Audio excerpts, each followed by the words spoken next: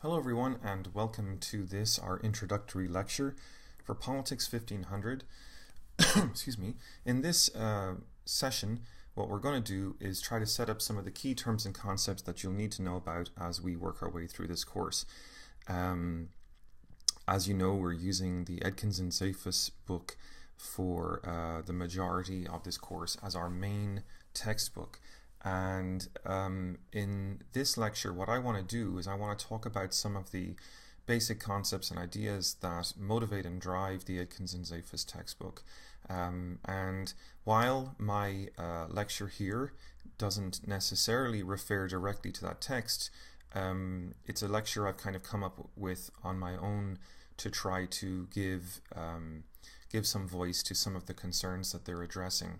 And I wanted to try to do that in a way that I thought would be user-friendly for you and accessible to you, and that you'd be able to come back to from time to time as the course proceeds, if you wish, in order to be able to confirm or recheck some of the concepts that we're using. So if any time you're lost in this course, I think it's a really good idea that you can come back to this lecture and check in and have a look at some of the basic concepts we're putting forward here.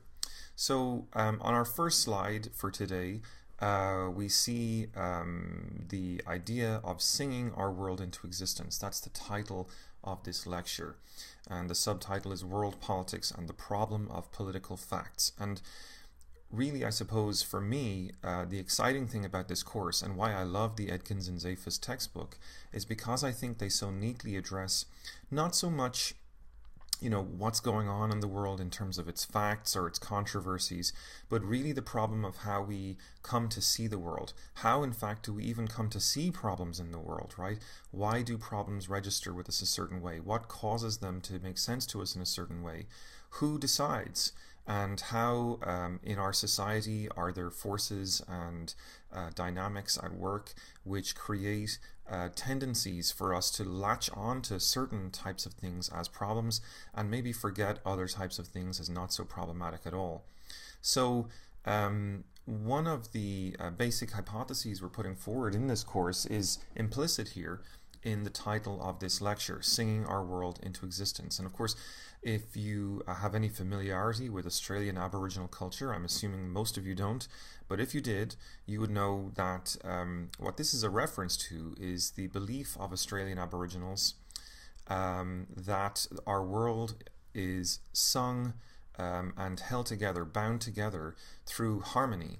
In fact, what strikes me first of all about that very idea is how similarly it resonates with contemporary arguments put forward by quantum physicists who in their own way believe that material reality is held together through vibration. Once you get into the subatomic level of matter, you can see in fact that the things that we regard as solid, the everyday objects that we sort of pose in our life as solid and rely on as solid, wood, metal, actually really aren't that solid at all. Once you get close to them at the subatomic level, you see that really what they are is energy in motion, and that it's very, very hard to sort of put your finger down on a, say, like a neutron, for example, or an electron.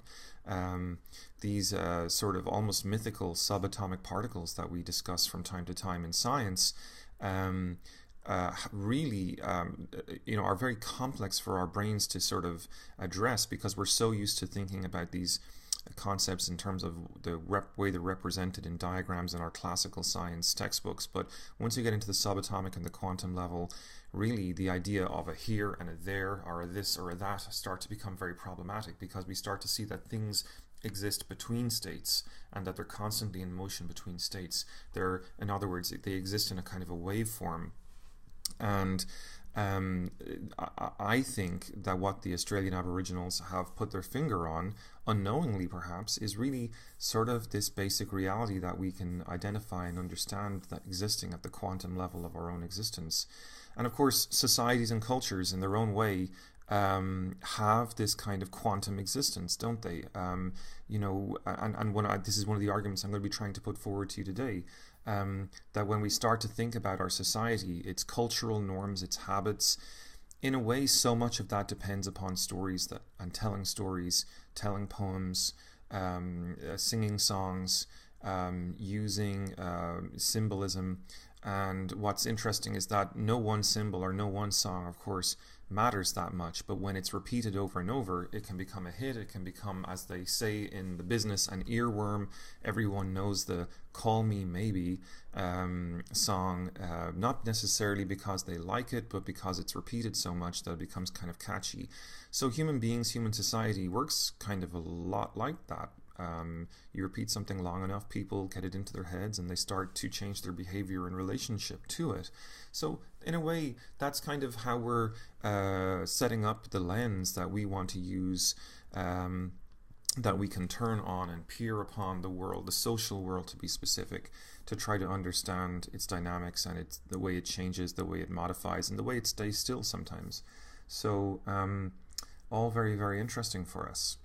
Now, let's address slide 2, where we start to sort of get into the question of what is it that these waveforms that we've been talking about, if we're neither here nor there but somewhere in between, the waveform is repeated between these margins of a sort of a pole, sort of a maximum extent one direction, a maximum extent another direction. What they are, what these poles identify to us, is the extent to which our behavior is likely to change. Behavior changes all the time, but it changes within a margin. Social behavior changes all the time, but it changes within a margin. It's constantly moving back and forth between these margins, but it never really goes out here or out here. How does society stay organized then to conform? How does it maintain patterns in its behavior? How does it become regular? How does it become predictable? Really, that's the question we're trying to ask in this course. What are the predictable patterns and behaviors that we can identify in relation to the way we see the world, and specifically in relation to the types of problems that we identify in the world? We're using the concept of culture here as a way of understanding how behavior starts to conform within certain margins, in terms of, again, our ability to identify and our ability to understand the world around us. So if all that sounds like gobbledygook, that's fine. It's kind of supposed to, just for this stage in the course, but as I go through the lecture today, I'm hoping to be able to give you over to an understanding of how culture matters in politics and how culture shapes our behavior over time, our general behavior, our patterns in our behavior. So what is culture? Well, in this class we're asking questions about culture and how culture shapes our view of the world, often in completely unexpected ways. And if you look at these definitions of culture, you see a little bit of how that's possible, or how that can be possible. Clifford Geertz defines culture as an ensemble of stories we tell ourselves about ourselves. So what that's setting up for us is the idea that if we relate to each other stories, over time, we develop a culture. Let's think for a minute about our own society and how stories get told in our society and the amount of stories we circulate in our society. Isn't it the case, isn't it true that our culture very much is story driven, that we have, in no uncertain terms, a very story oriented type of society that we live in? Let's think about the amount of newspapers we consume. Let's think about the fact that when we walk around Ohio University's campus in Chillicothe, for example, we have an abundance of television screens and signs and insignias adorning our walls, all telling us a story, telling us the news that's going on, but also giving us an indication. If we walk around Bennett Hall, look at all the old photographs up in the building. Aren't they telling us who we used to be, where we've come from? How did people used to be in our area? And we see what's changed, but we also see the continuities, and from that we get a sense of our place, our home, and where we're going to. Stuart Hall describes culture as not so much a set of things, novels and paintings, or TV programs and comics, as a process, a set of practices. And I like that definition because I think it really points to what we've just been talking about, this idea that culture is a living thing, that we are in motion, that we're coming from somewhere, that we're going to somewhere. Culture provides us cues, and it's repeated for everyone through these signs, through these symbols, through these TV programs, through these songs that we sing. We all get a sense of what it means to be part of our community, what it means to be part of a group. And some of us, of course, don't like that, so we deliberately then go to the margins. We look to escape from our group. We look to paddle our own canoe, so to speak, and situate ourselves on the margin of our culture. But even then, we're still kind of part of our culture, and it's hard to imagine how we could be anything but part of that culture. Cynthia Weber, our third definition, says that culture is how we make sense of the world and how we produce, reproduce, and circulate that sense. And I think that's a great definition as well, because it points to the idea that culture is a guiding force in our lives. We think of culture as kind of just out there, but it's not really very passive. It's very active. Culture is always shaping us, molding us, directing us. That's not to say we get brainwashed by culture. I mean, it is possible to have original ideas and original concepts. But I think what I like about Cynthia Weber's definition is the sense that culture kind of is a map almost that explains to us how we're going to get from point A to point B, and of course we all agree to it, we all latch onto it, so otherwise we would be alone in the world and we would have a difficult time. We'd have to come up with all those rules by ourselves, and not everyone might agree with us, right? So if I suddenly decided I didn't want to shake hands with people anymore, and I came up with some new way to greet people, for example, if I decided to adopt the French custom of kissing someone on each cheek when I greeted them, many people in Southern Ohio would be kind of offended, right? Now that's very, very common in France, and they think that that's perfectly fine, and that it's friendly and polite. But maybe in Southern Ohio, that's not so considered so polite or friendly. So certainly, different cultures are going to have different attitudes to how these things should work. Let's move on to our third slide now, and here we're talking about ideology. Now, what is ideology? Ideology really is a term that I want to use in this course to explain when we're referring to political culture. So there's all different kinds of culture, but they're not all political. Some would say they might be political, but for the purposes of this course anyway, I don't think everything needs to be considered political. So we're using the term ideology to refer to specifically political types of culture. And within the concept of ideology, I want to split that in two as well. I want to talk to you about conscious ideology and unconscious ideology. And then in the slide after this, I'm going to try to explain to you how unconscious ideology works. But it's very easy to think of examples of conscious ideology. Conscious ideology is a very easy thing to understand. Usually it comes with a calling card. And when I say it comes with a calling card, I mean that we sort of know who thought it up. We sort of know who developed it. It usually has a name attached to it of some sort, or a concept attached to it of some sort. In fact, usually it's an ism, an ISM word, right? So think about liberalism, conservatism, Marxism, socialism, feminism, ecologism. All those words have isms at the end. And usually that's a dead giveaway, right? Because it means that somebody sat down and actually thought it out and made books about it and put the books out there, and then people read the books and decided they agreed with it or didn't agree with it. So that's why we have in our definition here, and this comes to us from Cynthia Weber, that conscious ideology is a fairly coherent and comprehensive set of ideas that explains and evaluates social conditions, helps people understand their place in society, and provides a program for social and political action. And so we see there all the elements we've just been discussing, that it's sort of conscious, that it's sat down, that it evaluates the world around us a certain way, and comes up with a program, a plan of action to change society or manage society in relation to the way problems are seen and understood. Then we also have unconscious ideology, right?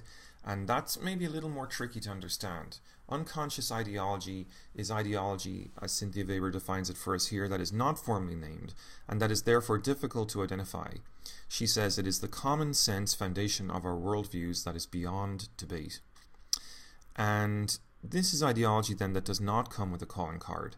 In fact, it's often ideology that we don't know we have. Right? We might be a believer in a certain type of thing, but because it doesn't have a calling card, it often just sort of floats around in our head unconsciously. That is, we're not really aware of it as an ideology per se. It's part of the background furniture of our lives, you know? just like the armchair or just like the rocking chair in the dining room. You know, it's just there, right? You can sit in it if you want, but you don't really think about it too much. You take it for granted.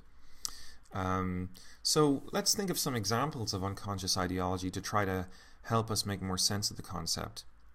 We have sayings, well-known sayings like "boys will be boys" or "Englishmen are white."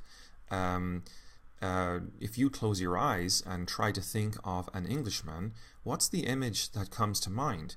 I think for many of us, probably for the vast majority of us, when we close our eyes and think of an Englishman, what appears to us is typically someone with white skin, a certain type of accent, and maybe even embellish that, a pinstripe suit, a cane, a top hat or a bowling hat, or maybe even James Bond or something like that, right? But certainly someone who is white and may have all those other sort of generic sort of accoutrements of Englishness about their person. But the reality is, if we go to England today, it's a very diverse country. It's a hugely diverse society. A lot of different types of people live there, and they have different colors, different creeds, different ways of dressing. And so what we find on close inspection is that our unconscious ideology, the image that pops into our head when we're asked to think about an Englishman, doesn't really hold true.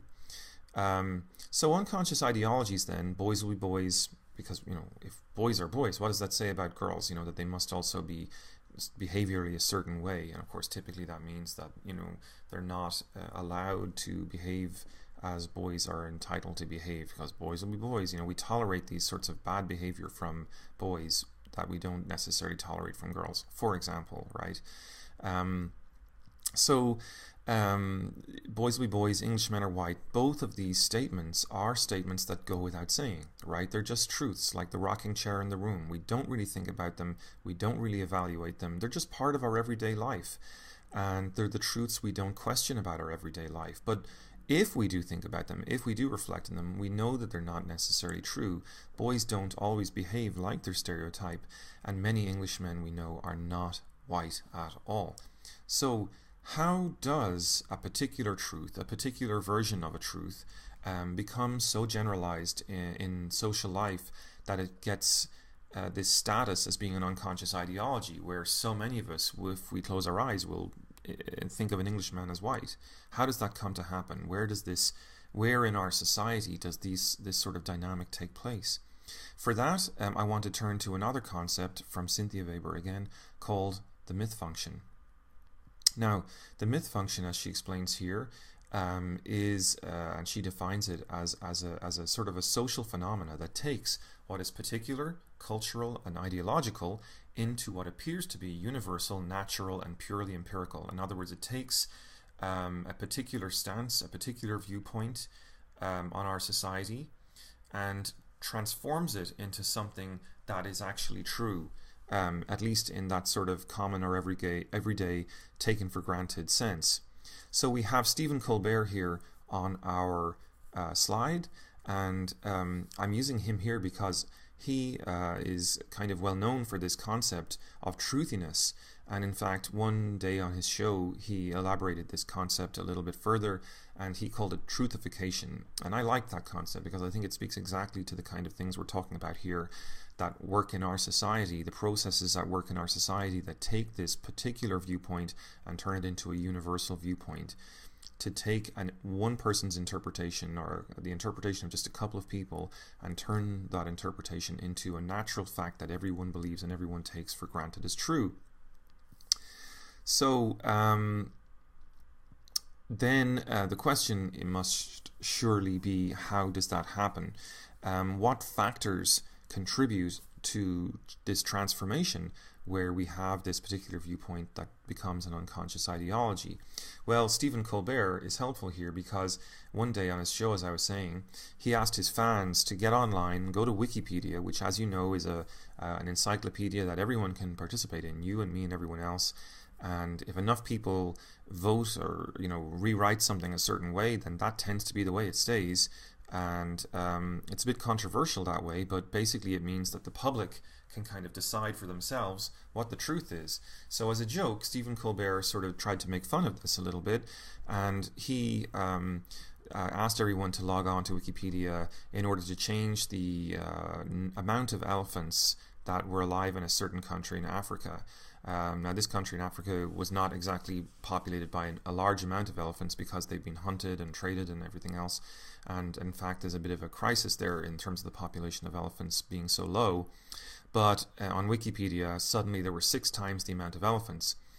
And why did Stephen Colbert do this? Well, I suppose really the joke, there was a point behind the joke, and it was to show how casually you and I and everyone else rely on official sources, and to show how easily certain interpretations can be made true. Because, you know, somebody who's never heard of Stephen Colbert might now log on to, like a child could log on to the Wikipedia to find out for a school project how many elephants are in this country in Nigeria, and find, whoa, goodness, there's actually quite a number of elephants in Nigeria.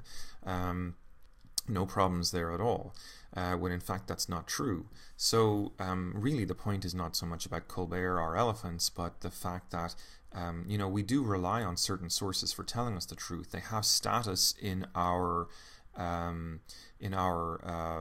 minds as telling us the truth, and we turn to them very casually and in an unquestioning fashion for their truth. And Colbert really his concept of truthification is really handy for us and helpful for us in this sense, because it tells us exactly, it shows us in the abstract an example of how we take things for granted all the time. So what kind of variables then can we identify in the truthification machine that support the concept or the idea that what Stephen's talking about here is actually true? Well, we can think of a number of variables that might actually support truthification as a process. One is that the point might be easily repeated. You know, abstract astrophysical algebra is going to be very, very difficult to repeat for a number of people. But the number of elephants in Nigeria, blah blah blah blah blah. You know, sort of, you know, it's not a very difficult concept to get your head around. So things that are easily repeated tend to be easily truthified, I think is the point we're trying to make here. If you have a large receptive audience, that's certainly going to be helpful in terms of getting your truth out there, so to speak. Policy relevance, well, of course, it has to be connected to politics somehow. You know, no one really cares about, you know, truthifying things that are not of a political nature. People are already quite passionate about things that have to do with policy, because policy changes what's going on in their lives. So certainly we could imagine policy relevance being a way that truths can gain saliency in the minds of people. Based on timeless wisdom, well, this is a great a variable to think about in our effort here to think about truthification and what drives truthification. Think, for example, of the fact that for thousands of years women did not play a very significant role in politics. And was that because women did not want to play a role in politics? Actually, we know that that's not true. In fact, it was largely because in Western society anyway, women were considered to be somewhat bad at being political or taking part in politics and taking part in political life. And why is that? Well, frankly, because of timeless wisdom. It's because people have always said, now usually of course they're men, but philosophers, for example, Aristotle, thousands of years ago, telling us that women are broken men. Aristotle famously, from a feminist standpoint, at least,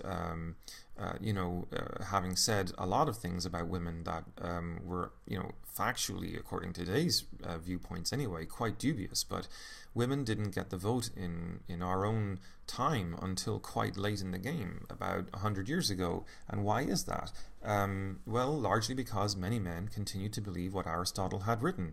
Aristotle is a famous philosopher from times gone by, but his philosophy maintains a preeminent status. And of course, it wasn't just him. Many philosophers who followed him and many philosophers who followed them also argued Aristotle's viewpoint that women were in some way, shape, or form not suited for political life. And why was that? Well, because the common viewpoint is, and was at least, that women have a hard time being rational. And so why would you want someone who's irrational to be involved in shaping your political decision making? This is not necessarily just a minority phenomena. Many people, generations of school children's viewpoints on political life were shaped by these great philosophers. So timeless wisdom certainly does have a role to play. And just conversely, our last variable that we want to look at here is the legitimacy of the author, right? Now, Aristotle had power because he was a philosopher. Similarly, today, Wikipedia has power because it is considered to be a very sort of complete and robust encyclopedia. We don't stop to think that what we're reading on Wikipedia might just be someone's opinion. Similarly, when a scientist on a CNN or on Fox News is telling us that certain things are bad for our health, we tend to believe them because they're scientists, right? Priests tell us about what's moral or what God's will is, and we tend to believe them because they're a priest or a holy man. So legitimacy of the author has a huge role to play here in shaping the way we view and address and appraise the facts that come to us in the world. And through these variables, we find that we can think about truthification, and it's a helpful term perhaps in trying to understand how we all come to believe things perhaps so casually sometimes that they become subconscious, like the idea, for example, that women have no place in political life. That is an idea that has only very, very recently been challenged in the broader sweep of human history. It's only in the last 150 years or so that idea has really, the challenging of that idea has really gained some momentum. Similarly, for black people living in the United States, that idea has taken a long time to gain momentum as well. And racism, of course, is a phenomena that works very much along this line of subconscious ideology. And in fact, on that very point, let's turn to the next slide, because having just said what we've said, it presents us with a really big challenge here in terms of trying to understand the nature of the problem that confronts us then in thinking about political problems and thinking about problems in globalization, which is what we're supposed to be talking about in this course. The title of this slide is Max Weber and the Desire for a Political Science, and I'm putting science in scare quotes there because I'm trying to suggest that there's maybe a bit of controversy here. So can we have, based on everything we've said about subconscious ideology and the way ideologies are sometimes harbored in our hearts and minds that we aren't always aware of, I might be a racist, but I don't really know that I'm a racist, right? It doesn't occur to me on an everyday sort of sense. 1 minute, please. What I want to sort of discuss here is a debate, I think, that occurs between those who support the idea that we should have a political science and those who, for reasons very much to do with the processes of knowledge making that we've just been talking about, who are dubious of the idea that we can actually have a political science. And I want to explain that for you in this slide. So Max Weber was a famous German sociologist, foremost, I suppose, but he was also a political thinker. And what he suggested in this quote, and I'll just read it out for you, we can read it together. To take a political stand is one thing, and to analyze political structures and party positions is another. He says the true teacher will beware of imposing from the platform any political position upon the student. Whenever the man of science introduces his personal value judgment, a full understanding of the facts ceases. So what does that mean? Well, I suppose what he's trying to say there, if you read it carefully, the true teacher, i.e. someone like me, or maybe down the road, someone like you, if you want to go on to grad school and get a PhD and become a political scientist, what he's saying here is that the true teacher shouldn't really take his own personal political judgments into the classroom. He should check his political baggage at the door, right? So what that means is that a good professor will never reveal to you whether they're Republican or Democrat or this or that, okay? That, in fact, by the end of the course, You should have had someone report to you the facts of political life, the facts of political science, so to speak, but never actually making their own sort of personal positions known to you in that sort of intimate and personal way. They shouldn't use their position, they shouldn't abuse their position at the pulpit, so to speak, to try to persuade you that one view or another view is right or is wrong. And that's the job of a good political scientist, according to Max Weber. But the other thing that we have here on this slide is the image of an ape skull.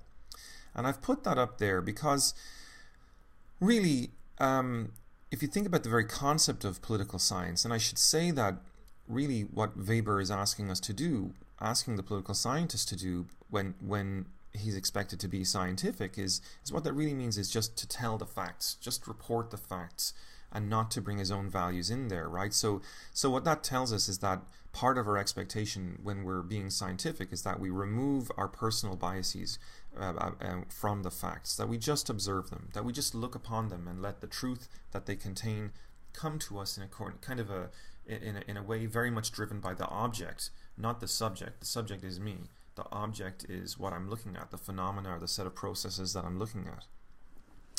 But is that really how science works? Do we just sit there and observe, or do we have to maybe be involved somehow? It is in fact inevitable that we are involved somehow. Let me start answering that question by turning to this question of the ape skull here. Now, once upon a time, just over 100 years ago or so, turn of the last century, we still had a number of people on the planet, so-called scientists, and at the time they very much believed they were scientists, who argued that one could measure a hierarchy of evolutionary degrees among primates and anthropods. And what that means is that basically they were trying to find out, taking all the various primate and human creatures on the planet together, you could sort of look at the evolutionary development of man by putting an ape skull at one end of the table and putting a sort of an Anglo-white person's skull at the other end of the table, and then taking a number of other human skulls in between, Asian, African, South American, and you could show by observing how their skulls are different proportions, you could show how similar or close they were to an ape, or how far away their skull had evolved from the ape. And of course, one has to ask, why would you do that, right? Why is that considered to be a scientific question even, right? Is there any bearing on actual intelligence or ability to perform adequately as a human being? Are those questions bound up at all with the question of the proportions of your skull? To the phrenologists, that's spelled Phrenology, to the phrenologists, they believed that in fact this was a very scientific question to ask.